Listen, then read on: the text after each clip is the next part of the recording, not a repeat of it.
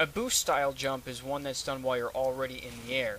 The most basic of these is to simply run near a wall, jump, and then fire at the wall before you reach the top of your jump. You can also use it to climb up walls that you can't do in one rocket, and you can cross gaps that are too far. Boost jumping can also be used to extend a jump as you pass over an object, like the bridge right there. Assuming you have enough health and ammo, you can extend a jump for as long as you want. So I can start down here in the pit, boost off of this, and then the health platform. Boost jumping follows all the rules that we've established until now, but each different boost jump has its own specific rules that apply only to that type of jump.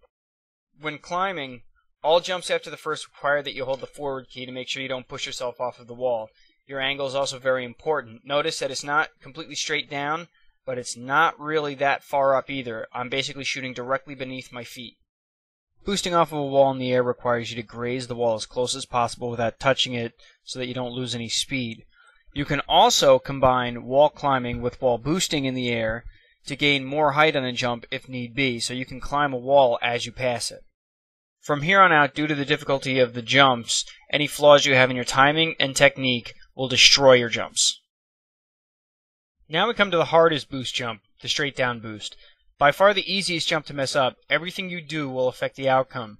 Your speed, angle of ascent and descent, firing angle, and your timing have to be very precise. Generally, you have the most chance for success by boosting as you're passing over a solid object, as demonstrated by the red line. The green line shows what happens when you start descending from a jump but haven't gained much speed. You'll gain some height and distance, but it'll be moderate. The black line shows a general outcome when you come down too fast on an object and try to boost. The rocket doesn't have enough power to stop you from moving downwards completely, so generally in this situation you'll net almost nothing from the actual boost. When traveling too fast, you'll outrun your rocket and it'll blow up too far behind to boost. This can be countered by raising your aim slightly and forcing the rocket to match your trajectory. When done correctly, the rocket should blow up just under your feet right before you land.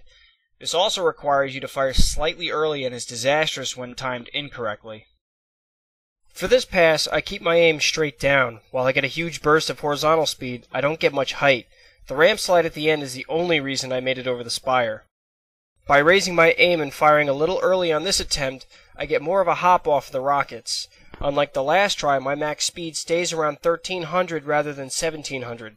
The extra height allows me to pass over the spire with plenty of room to spare. This also shows that it is possible to get a good boost from height, but the timing is a lot harder. Some final notes to keep in mind when doing the straight down boost.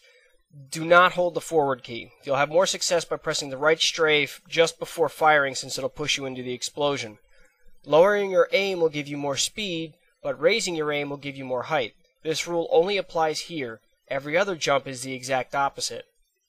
You can only raise your aim to get height when moving at speeds in excess of roughly 800 units per second, which just happens to be around the traveling speed of a rocket. Trying to raise your aim while moving slower than 800 will bring you to a screeching halt. Holding duck is required for the straight down boost to work correctly.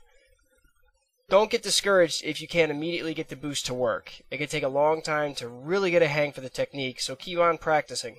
And finally, experiment on your own. While most of these rules will help you out, they can be bent, and others can be broken under the right circumstances.